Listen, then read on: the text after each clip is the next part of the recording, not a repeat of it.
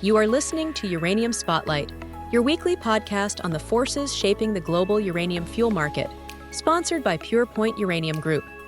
Uranium Spotlight isn't just a podcast, it's a platform. Visit uraniumspotlight.com, featuring in-depth market briefings, sector analysis, and the free Uranium Investor Foundation series. Essential reading for understanding today's nuclear fuel landscape. If uranium matters to you, you're in the right place. And now, your host, Chris Frostad. It's February 17th, 2026, and this week on Uranium Spotlight, spot prices rebound on fresh financial demand. China tightens its grip on Namibia supply via Bannerman. Niger abruptly reverses course on Orano's uranium. India's Adani moves into nuclear, and Cameco and Paladin show what producer fundamentals look like in a tightening market. The uranium spot price opened last week at $85.70 a pound, U3O8, and closed at $89.75, a clear rebound in a week where the usual published market commentary was limited due to the U.S. holiday. Even without a formal weekly summary, the price action told a familiar story. Modest incremental buying can still move the market when the available float is thin and sellers are selective. The clearest catalyst was financial demand. Yellowcake announced a new share placing tied directly to exercising its 2026 Kazatomprom option. The company disclosed an offered purchase price of $86.15 a pound for approximately 1.16 million pounds, framed as a discount to prevailing spot indications, with funding due by February 25th. That is a direct example of capital markets translating into physical buying, and it matters because it represents incremental demand that does not depend on utility tender timing. Zooming out, the broader setup remains constructive. Producer guidance cuts last year reduced near-term supply visibility. Utilities have increasingly extended contract tenors to 7 to 10 years. Origin assurance clauses are being standard in tenders, effectively shrinking the pool of acceptable pounds. And Japan's first physical uranium shipment in roughly 11 years has converted restart policy into actual fuel movement. This is a market that continues to move in steps rather than a straight line. Producers remain disciplined. Utilities remain focused on security of supply. And the marginal buyer increasingly includes well-funded financial vehicles that can act quickly when windows open. For investors, the key takeaway is that the spot remains highly sensitive to marginal buying. When financial vehicles are funded and active, price can firm quickly even without heavy headline news. Bannerman Energy has advised the public of its binding investment subscription and joint venture documentation with China National Nuclear Corporation. CNNC will now control a 45% stake in Bannerman, and through that, an underlying 42.75% stake in Bannerman's forthcoming Etango mine, of which Bannerman nominally owns 95%. The remaining 5% is owned by Namibian social welfare organization called the One Economy Foundation. CNNC will control this large share of Bannerman and Etango through its subsidiary CNNC Overseas Limited, itself a subsidiary of China National Uranium Corporation. With this investment and with CNNC already owning the Rosing uranium mine in Namibia, China now appears positioned to influence a substantial portion of Namibia's present and future uranium production. Another majority Western-owned mine in the area is Paladin's Langer Heinrich, although CNNC also owns 25% of that operation. Russia has also expressed interest in Namibia's uranium wealth through civil nuclear cooperation agreements. Taken together, Russia and China already control a majority of global uranium production through their influence in Kazakhstan, Uzbekistan, Russia, and China, and now through growing exposure in Namibia. Etango is expected to produce approximately 3.5 million pounds of U3O8 annually, with reserves of 207 million pounds.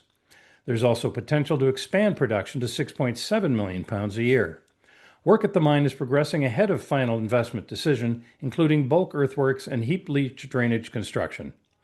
Without significant new Western investment in greenfield production, the coming supply crunch may be longer and more complex, particularly for Western utilities that still account for a large share of global nuclear generation. For investors, this matters because strategic buyers are not simply acquiring pounds. They're acquiring long-duration control over future supply optionality, which has clear geopolitical and pricing implications. If you want to understand the structural mechanics behind this, the full analysis is found in our Uranium Spotlight briefings at uraniumspotlight.com. Niger has elected to return 209 million pounds of U3O8 to Orano and France following the seizure of mines in the fall of 2024. The original seizure followed a Russian-backed coup in 2023 that brought a military junta to power. Niger had initially explored selling some of the uranium to Russia and began transporting material toward that objective. Land routes to the seaport of Togo proved unsafe due to insurgent activity, and an air route was subsequently used to move uranium to an air base adjacent to the international airport. This was done despite pronouncements from an international court of arbitration. 2 weeks ago, the airport was attacked by armed gunmen on motorbikes with drone support. The attack was repulsed, with heavy losses among the attackers. Now Niger is returning uranium stockpiles to Orano at the original ownership proportion of 63% from the Somer mine. Whether this signals a broader geopolitical recalibration or reflects behind-the-scenes negotiations remains unclear. What is clear is that production in Niger, more broadly in parts of Western Africa, have been materially set back by political instability.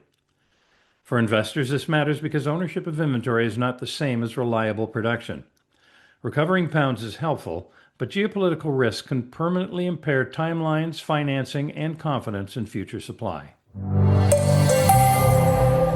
Indian utility Adani Power has spun off a new subsidiary focused on nuclear power. The Adani Group is a Fortune 500 company and one of the single largest corporations in India. Adani Power is already the largest private thermal power producer in the country, although the sector remains largely state-dominated. The resources and execution capability that Adani can bring to nuclear are significant. The group has experience navigating regulatory processes and securing grid connections, both of which are critical for large-scale infrastructure projects. It also has experience in non-fossil fuel energy through its renewable developments. This development follows passage of the Shanti Bill, which reformed India's nuclear power sector to allow private sector participation and align nuclear liability laws with international standards. The legislation was passed to support India's goal of reaching 100 gigawatts of nuclear capacity by 2047. Without these reforms, India's primary nuclear operator, Nuclear Power Corporation of India Limited, would have remained largely on its own in driving expansion. Now, major infrastructure players such as Adani Group, Tata Group, Hindal Renewables, Larsen & Toubro, and NTPC are either expressing interest or entering into joint ventures to build reactors. For investors, this matters because India represents one of the few large-scale demand growth stories capable of shifting the global balance over the next decade. Private capital participation is what converts long-term ambition into contracting activity and ultimately uranium consumption. Last week provided a clear reminder of how improving uranium fundamentals begin to surface in reported financial results. Cameco reported full-year 2025 results, highlighting disciplined supply behavior and a contracting environment increasingly focused on security of supply. The company noted approximately 230 million pounds committed under long-term contracts and emphasized tightening secondary supplies and longer-than-expected development timelines for new production.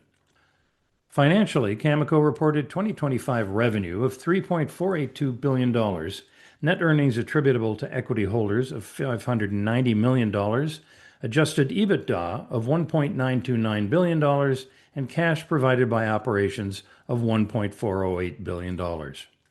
Paladin reported its December 2025 half-year financial results with revenue of $138.3 million from sales of 1.96 million pounds at an average realized price of $70.50 a pound.